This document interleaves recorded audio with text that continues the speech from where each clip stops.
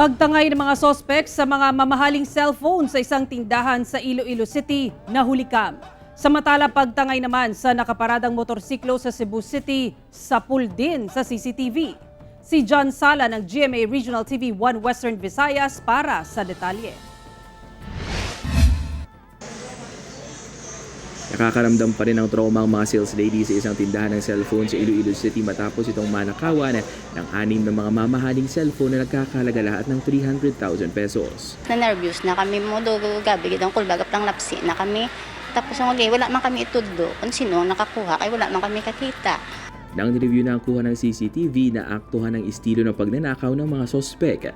Makikita sa footage ang isang lalaking nakasuot ng itim na t-shirt na nagpapa-assist sa isang sales lady. Ayon sa sales lady, ay naramdaman niya umano na parang pinapahaba ng lalaki ang kanilang kwentuhan.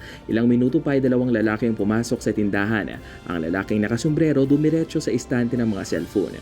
Sinubukan itong buksan ng istante pero napansin ito ng sales lady habang ang isa pang lalaki nagpapa-assist naman sa isa pang sales lady hanggang pumasok ang isang babaeng nakaputi na damit at lalaki na naka-gray na t-shirt.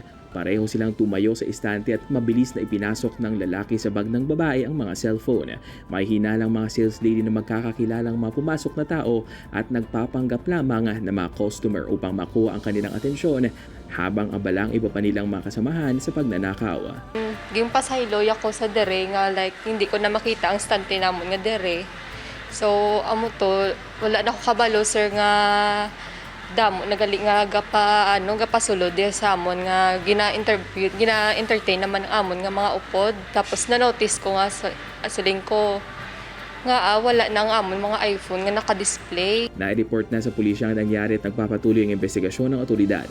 Ayon sa pamunuan ng tindahan, magbibigay sila ng 50,000 pesos na reward sa mga makakapagturo sa mga sospek.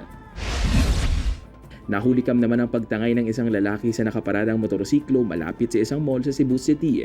Ang motorsiklo ay pagmamay-ari ni Gerson Buhawi. Makikita sa CCTV video ang isang lalaki na naka-helmet na lumalapit sa motorsiklo.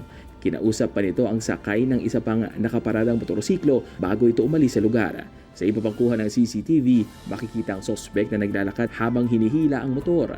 Ayon sa pulisya, nalaman na lang ng biktima na nawala ng kanyang motorsiklo habang pabalik na ito ng parking area. Patuloy na inaalam ng pulisya ang pagkakakilanlan ng sospek.